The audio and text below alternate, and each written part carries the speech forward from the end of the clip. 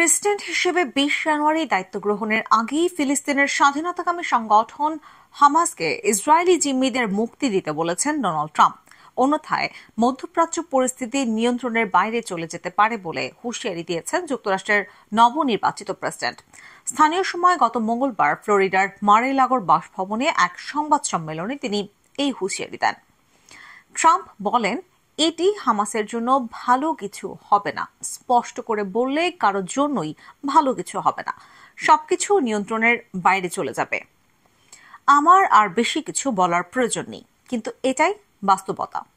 ট্রাম্পের এই হুঁশিয়ারি অস্পষ্ট, তবে কিছু পর্যবেক্ষক ট্রাম্পের বক্তব্য ফিলিস্তিনের গাজায় যুক্তরাষ্ট্রের সামরিক হস্তক্ষেপের হুমকি হিসেবে দেখছেন। ইসরায়েলকে ব্যাপক অস্ত্র সহায়তা দিলেও গাজায় সরাসরি মার্কিন সামরিক হস্তক্ষেপে রাজি হননি বিদায়ী প্রেসিডেন্ট জো বাইডেন। এই হুঁশিয়ারি দিয়ে কি বোঝাতে চাইছেন? সংবাদ সম্মেলনে এমন প্রশ্নের জবাবে ট্রাম্প বলেন, আপনার জন্য আমাকে কি এর ব্যাখ্যা দিতে হবে? ট্রাম্পের হুমকির প্রতিক্রিয়া জানিয়েছে হামাস। বর্তমানে আলজেরিয়ায় অবস্থানরত সংগঠনটির জ্যেষ্ঠ নেতা ওসামা হামদান সাংবাদিকদের বলেন, আমি মনে করি যুক্তরাষ্ট্রের প্রেসিডেন্টের আরও মার্জিত ও কূটনৈতিক ভাষা প্রয়োগ করা উচিত।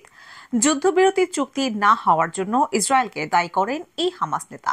এমন সময় ট্রাম্প এই হুঁশিয়ারি দিয়েছেন যখন গাজায় যুদ্ধবিরতি ও বন্দি বিনিময় নিয়ে নতুন করে আলোচনা চলছে। এই আলোচনার নেতৃত্ব দিচ্ছে বাইডেন প্রশাসন। আলোচনার অগ্রগতির বিষয়ে নিয়মিত অবহিত করা হচ্ছে নতুন প্রেসিডেন্ট ট্রাম্পকে। মধ্যপ্রাচ্যে বিশেষ দূত হিসেবে স্টিভ উইটকফকে মনোনয়ন দিয়েছেন ট্রাম্প। ইসরায়েল ও হামাসের মধ্যে যুদ্ধবিরতি ও বন্দি বিনিময় চুক্তি নিয়ে আশাবাদী উইটকফ। যুদ্ধবিরতি আলোচনায় অগ্রগতি হয়েছে বলেও জানান তিনি। উইটকফ বলেন, এই হলেন প্রেসিডেন্ট। এটা তার ভাবমূর্তি যা এই আলোচনায় গতি এনেছে। তাই আশা করছি এটি বাস্তবায়িত হবে এবং আমরা কিছু জীবন বাঁচাতে পারব। রয়টার্সের এক প্রতিবেদনে বলা হয়েছে, গাজায় যুদ্ধ পরবর্তী অস্থায়ী সরকারের অংশগ্রহণ নিয়ে ইসরায়েল ও যুক্তরাষ্ট্রের সঙ্গে আলোচনা করেছে সংযুক্ত আরব আমিরাত। ফিলিস্তিনি কর্তৃপক্ষ পুরোপুরি দায়িত্ব নেওয়ার আগ পর্যন্ত এই প্রশাসন গাজার দায়িত্বে থাকবে। সংশ্লিষ্ট একটি সূত্র এই কথা জানিয়েছে। পর্দার আড়ালে চলা এই আলোচনার মধ্যে রয়েছে ইসরায়েলি বাহিনীর প্রত্যাহার করে নেওয়ার পর অন্যান্য দেশের সঙ্গে মিলে আমিরাত ও যুক্তরাষ্ট্র সাময়িকভাবে গাজার সরকার, নিরাপত্তা ও পুনর্গঠনের দায়িত্বে থাকতে পারে।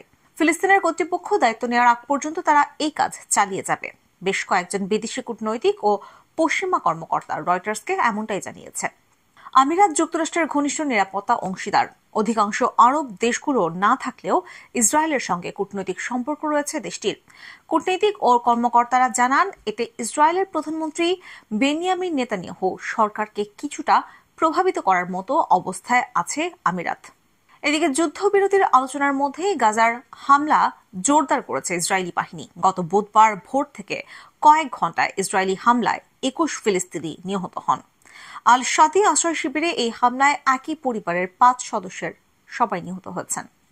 গাজার স্বাস্থ্য মন্ত্রণালয় গত বুধবার আরও জানায়, আগের ২৪ ঘণ্টায় ইসরায়েলি বাহিনীর হামলায় নিহত ৫১ জনের লাশ হাসপাতালে পৌঁছেছে। একই সময় আহত হয়েছেন ৭৮ জন। এই নিয়ে ১৫ মাস ধরে গাজায় ইসরায়েলি বাহিনীর হামলায় ৪৫,৯৩৬ ফিলিস্তিনি নিহত হয়েছেন। আহত হয়েছেন ১,০৯,২৭৪ জন।